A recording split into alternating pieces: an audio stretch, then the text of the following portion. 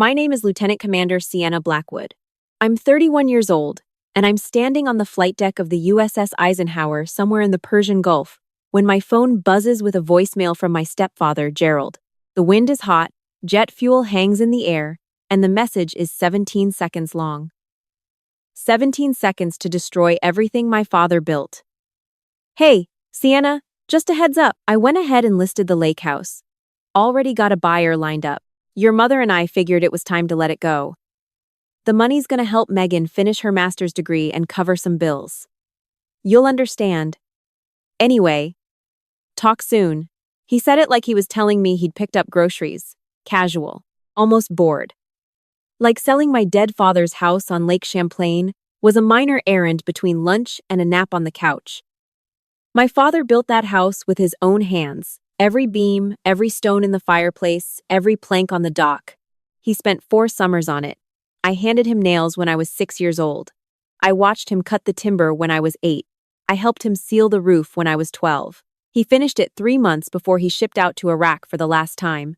He never came home. If someone you trusted ever ripped away the one thing that connects you to someone you lost, let me know where you're watching from. Hit that subscribe button and stay with me, because this is the story of how a Navy officer used every weapon in her arsenal to take back what was rightfully hers. I played that voicemail 4 times. Each time, Gerald's voice got smaller, more pathetic, more transparent. He wasn't informing me. He was testing me. He wanted to see if 7,000 miles of ocean and a chain of command would keep me quiet. He was betting on the old Sienna, the one who swallowed every insult with a glass of water and a forced smile. He had no idea that woman was dead. She died somewhere between my second deployment and the night I stopped pretending my family was normal. I walked below deck to my quarters, sat on my rack, and did what the Navy taught me. I breathed. I assessed. I planned. No tears. No screaming into a pillow. I gave myself exactly 90 seconds to feel the full weight of it, the grief, the betrayal, the white-hot rage. Then I locked it down. Compartmentalize. That's what they drill into you. Put the fire in a box. Close the lid. Open it only when you're ready to use it. My first call wasn't to Gerald. It wasn't to my mother. It was to my best friend since the 7th grade, Harper Quinn, an estate attorney in Burlington, Vermont. Harper answered on the second ring like she always does. I didn't bother with hello, Harper. Gerald's trying to sell the lake house. Silence. Then a sharp inhale. He's what? Listed it. Says he already has a buyer. That man has lost his mind. What do we have? I heard her chair creak, her fingers already moving across a keyboard. We have the iron wall, Sienna. Remember? The iron wall. That's what we called it. 3 years ago, right before my first deployment, I had Harper draft a co-ownership protection agreement. My father's will had left the house to me outright, but my mother had begged me to let her and Gerald stay there during summers. I agreed, on one condition. Harper created an agreement that required both my physical signature and hers as my legal representative for any transaction involving the property. No exceptions, no workarounds, no power of attorney loopholes. He can't sell a sandwich out of that house without both our signatures, Harper said, and I could hear the steel in her voice. Whatever contract he signed is worthless. Then we need to prove he signed one. Already thinking about it. Send me everything you have. I'll start pulling county records first thing tomorrow. I exhaled for the first time in an hour. Harper. Yeah? Thank you. Don't thank me yet. Thank me when we're sitting on that dock drinking the bourbon we've been saving. She hung up. I sat in the blue-gray silence of my quarters and stared at the metal ceiling. The relief lasted about 30 seconds before the deeper wound opened. Because Gerald didn't do this alone, my mother knew. I called her next. I shouldn't have. Some part of me, some stupid, stubborn part that hadn't learned its lesson after 20 years, still hoped she would be on my side.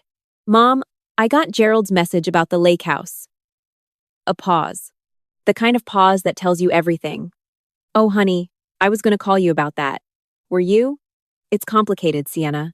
Gerald's been under so much pressure with the business, and Megan's tuition is just astronomical. We thought if we could just simplify things. You're never even there, sweetheart. You're always deployed or stationed somewhere. It just sits empty most of the year. It makes more sense to sell the house my father built with his hands. The house he left to me, Without asking me. Her voice shifted then. The same shift I'd heard 100 times. The pivot from guilty to irritated, from caught to combative. You know, Sienna, not everything is about your father. He's been gone for almost 20 years. At some point you have to let go. Gerald is here. Gerald is the one who's been taking care of this family. The least you could do is show a little gratitude instead of clinging to a building. A building. She called it a building, the place where my father taught me to fish, where he read me stories on the porch, where I pressed my tiny handprints into the wet concrete of the front step because he said he wanted to always know I'd been there. A building.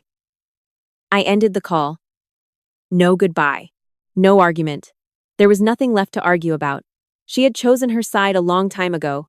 I was just finally accepting it. The memory hit me before I could stop it. Sitting on my rack, surrounded by the dull hum of a warship, I was suddenly 14 years old again, standing in the gymnasium of Shelburne Middle School in Vermont. It was the awards ceremony. The end of 8th grade. I had won the school's citizenship award, the highest honor they gave. My name was called, and I walked to the stage on shaking legs, clutching the little plaque, scanning the audience for my mother's face. She wasn't there. Gerald had a work dinner that night, and she had chosen to go with him. She told me it wasn't a big deal, that she'd see the plaque when I got home. But there was someone there. Sitting in the back row, in his old canvas jacket, was my father's best friend, a retired Coast Guard chief named Walt Brennan. Walt had served with my dad in the Gulf before my father transferred to the Army. He was 70 years old, half-deaf, and had driven 45 minutes in the rain to watch me walk across that stage. After the ceremony, he found me in the hallway. He didn't say much. He just put his rough, weathered hand on my shoulder and said, "Your old man would have been front row. You know that, right?" I nodded, fighting tears. He reached into his jacket pocket and pulled out a small brass compass. "This was your dad's. He carried it on every deployment, said it always pointed him home." He pressed it into my palm. "You keep it, and when the world gets confusing, you hold on to it and remember where you come from." That compass has been in my pocket on every deployment since. It was in my pocket right now, warm against my thigh, as I plotted the fight of my life from the belly of an aircraft carrier. If you've ever been made to feel like your achievements don't matter by the people who should be cheering the loudest, hit that like button right now. And in the comments, write "I showed up anyway" for everyone who kept going without the support they deserved. My emergency leave was approved within 48 hours. The Navy doesn't mess around when a service member's legal rights are being violated. I flew into Burlington International Airport on a Tuesday afternoon, still in my service dress blues. I wanted Gerald to see the uniform. I wanted him to remember exactly who he was dealing with. Harper picked me up. She had a folder on the passenger seat 3 inches thick. "I've been busy," she said, pulling onto I-89. She laid it out for me as we drove. Gerald had contacted a real estate agent named Phelps at a lakeside brokerage. He told Phelps he was the property manager with full authority to sell. He produced a forged power of attorney document. A good forgery, professional looking, but completely fraudulent. The listing had gone live 9 days ago. There was already an offer on the table from a couple in Connecticut, $260,000 under market value. Gerald was trying to dump it fast, before I could find out. "But here's the part that made my blood boil," Harper said, gripping the steering wheel. "Megan knew. Your stepsister helped him set up the listing photos. She drove up to the house, staged it with flowers and candles, and took the pictures herself. Posted one on her Instagram with the caption, 'New chapter, fresh starts,' with a little heart emoji. I stared out the window at the green Vermont hills rolling past. I wasn't surprised. Megan had always been Gerald's weapon of choice. She was 27, still living off his money, still playing the golden child. When we were teenagers, she got a car for her 16th birthday. I got a lecture about being self-sufficient.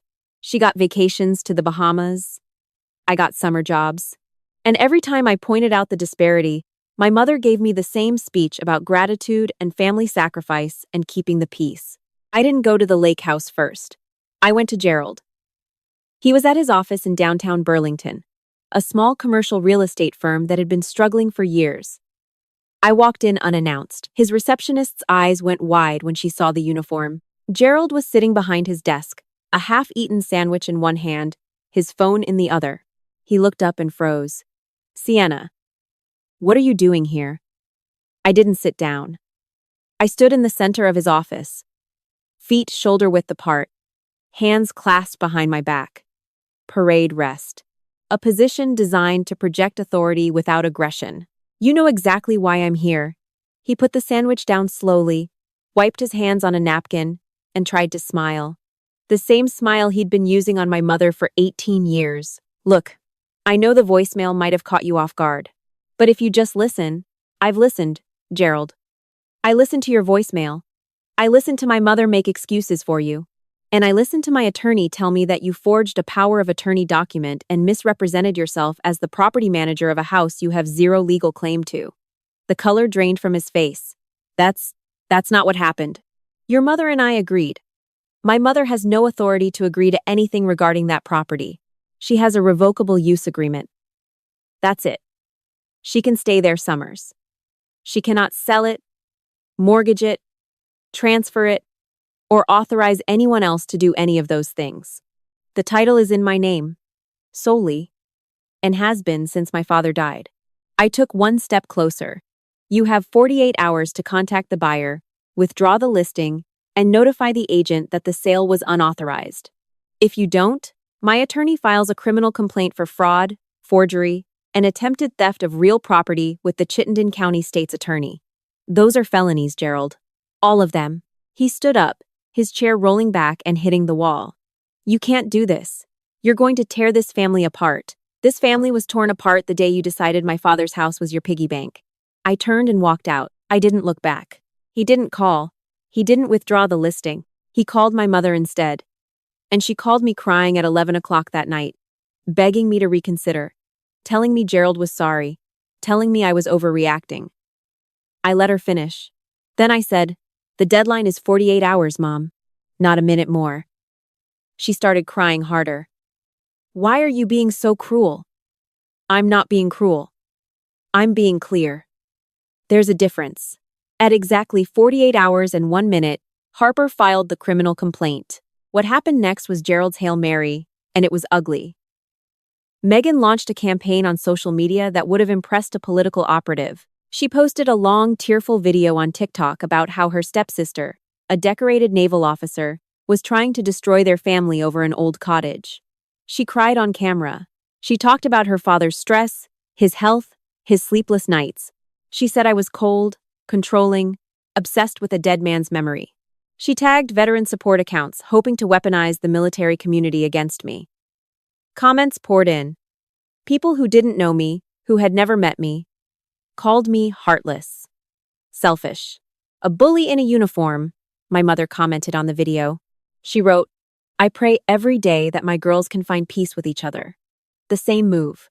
The same cowardly neutrality that positioned me as an equal aggressor in a fight I didn't start. For one evening, sitting alone in my hotel room in Burlington, I felt the old shame creep in. The feeling of being wrong even when you know you're right. The isolation of being the one person in the room who sees the truth, while everyone else has chosen the comfortable lie. But I didn't let it settle. I picked up the brass compass and turned it over in my hands. I thought about Walt. I thought about my father. And I remembered something he wrote in a letter to me when I was 10 years old. I still have it memorized. "Sienna girl, the truth doesn't need defending. It just needs someone brave enough to stand next to it." Harper and I didn't respond on social media. We didn't engage with the circus. We operated. Harper screenshotted everything. Megan's video, the comments, my mother's post, and packaged it with the existing evidence. She sent it to the buyers in Connecticut with a single note explaining that the seller was under criminal investigation for fraud and that the property was the subject of active legal proceedings. The buyers pulled out within 24 hours. Their attorney sent Gerald's agent a blistering letter. The agent, now terrified of liability, dropped Gerald as a client and launched an internal review. The house of cards was collapsing. 3 days later, Walt called me. His voice was steady the way it always was, but there was something underneath it. Something heavy. "Sienna, I need to see you. Can you come by the house?" I drove to his little Cape Cod in Shelburne, the one with the flagpole in the front yard and the old wooden canoe leaning against the garage. He met me at the door, moved slower than I remembered, and led me to the kitchen table. Sitting in the center of the table was a metal ammunition case, olive green, scuffed and dented, with my father's name stenciled on the side in faded white letters. Your dad gave this to me 6 weeks before his last deployment, Walt said, lowering himself into a chair with a grunt. He said, Walt, if I don't make it back, hold on to this. Don't give it to Sienna right away. Wait until she really needs it. She'll know what to do. Walt pushed the box across the table toward me. I think now's the time. My hands were shaking as I unlatched the metal clasps. Inside, wrapped in an old bandana, was a bundle of documents. There was a photograph of my father and me standing on the dock. Me maybe 4 years old. Both of us laughing. There was his deployment journal, a small olive notebook filled with his tight handwriting. And beneath everything, in a sealed manila envelope, was a letter addressed to me and a certified copy of a legal document. The letter was written in blue ink, my father's handwriting, steady and clear. He told me about the house. Not as property, but as a promise. I built this place for you, Sienna. Not for anyone else. Every nail I drove was a promise that you would always have somewhere safe to go, somewhere no one could touch. He told me he loved me. He told me he was proud of the woman I was becoming. He told me to be brave, even when bravery felt impossible. And then the last paragraph. I had a conversation with a lawyer before I left. I've placed the property in an irrevocable trust in your name. That means nobody, not your mother, not anyone she marries, not any court can sell it, borrow against it, or transfer it without your direct written consent as the sole trustee. The documents are with the Champlain Trust Company. I know this might seem like overkill, baby girl, but I've seen how people change when money gets tight and hearts get weak. I wanted to make sure this place would always be yours. I read that paragraph 3 times. Then I closed my eyes and pressed the letter against my chest. He knew, my father knew, years before Gerald ever appeared in our lives, that someone might try to take this from me. And he built a fortress around it. Not a co-ownership agreement. Not a gentleman's handshake. An irrevocable trust. Bulletproof. Unbreakable. Permanent. Gerald hadn't just committed fraud. He had attempted to steal from a trust. That wasn't a family dispute. That was a federal-level crime. I called Harper immediately. I read her the paragraph. There was silence on the line. Then a sound that might have been a laugh, or might have been a gasp. Sienna, she said. Her voice almost reverent. That's not just a defense. That's a fortress with a moat and archers on the wall. Get me that trust document from Champlain Trust Company. I'll have it verified by tomorrow morning. Gerald is done. Completely, totally done. She paused. Your dad was one hell of a strategist. He was a soldier, I said. He planned for everything. The meeting at the state's attorney's office was 4 days later. Gerald sat on one side with my mother and their attorney, a man who looked like he already regretted taking the case. Harper and I sat on the other. The assistant state's attorney, a tall, precise woman named Miss Alderman, presided. Gerald's lawyer opened with the usual script. Family misunderstanding. Miscommunication. Heightened emotions. Harper let him talk for exactly 1 minute. Then she placed a single document on the table. The certified trust instrument from Champlain Trust Company, dated 11 months before my father's death, establishing an irrevocable trust, naming me as sole trustee and sole beneficiary of the Lake Champlain property. This trust, Harper said, addressing Miss Alderman directly, means that the property was never part of Mr. Blackwood's estate in any transferable sense. It cannot be sold, mortgaged, or encumbered by anyone other than my client, Mr. N/Marted. Gerald Whitmore's actions constitute attempted theft from a trust, forgery of legal documents, and fraud upon a real estate agent and prospective buyers. She placed the forged power of attorney next to the trust document. Here is the document Mr. Whitmore created, and here is the reality. They are incompatible. Miss Alderman examined both documents. The room was silent, except for the ticking of a wall clock.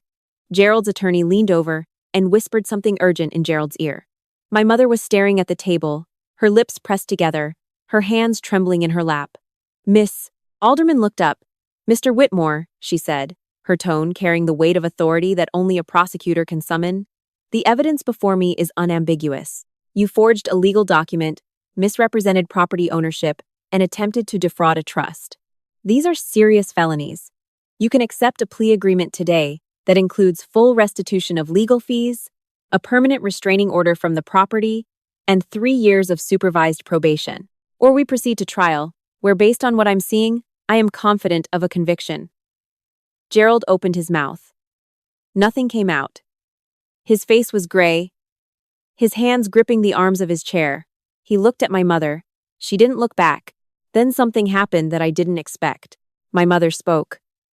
Not to Gerald, not to his attorney. To me. "Sienna," she said, her voice cracking. "I'm sorry." 2 words. 17 years too late. But she said them. I didn't respond. I just held her gaze for a long moment. Then I looked at Miss Alderman and nodded. Gerald signed the plea deal. He was convicted of 2 counts of felony fraud. Suspended sentence. 3 years probation. Full restitution. The restraining order meant he could never set foot on the property again. He had to sell his Audi to cover part of the legal fees. The listing was permanently removed. My father's house was safe. I drove up to the lake house that Saturday. It was early October, and the maples along the shore were burning with color. Red and gold and orange reflected perfectly in the still water. I unlocked the door and stepped inside. It smelled like dust and my mother's perfume and something else underneath, pine and old wood and lake air. It smelled like childhood. I opened every window. I swept every floor. I packed my mother's things carefully. Her magazines, her ceramic birds, her scented candles, into neat boxes, and stacked them in the garage for her to pick up whenever she was ready. It wasn't anger. It was order. It was clarity. Then I walked down to the dock. The wood was weathered but solid, the same planks my father had laid 23 years ago. I sat at the edge and took off my shoes. The water was cold. The sky was enormous. I pulled out the brass compass and held it up. The needle swung and steadied, pointing north, pointing home. It had always pointed home. If you believe that some things are worth fighting for even when the people closest to you tell you to let go, hit that like button. 2 months later, I left active duty and transferred to the Navy Reserve. I took a position with a nonprofit in Burlington that provides legal aid to military families dealing with property fraud, estate disputes, and financial exploitation. The cases came in steady. A sergeant whose ex-wife forged his signature on a mortgage application while he was deployed. A petty officer whose father-in-law sold his truck and pocketed the money.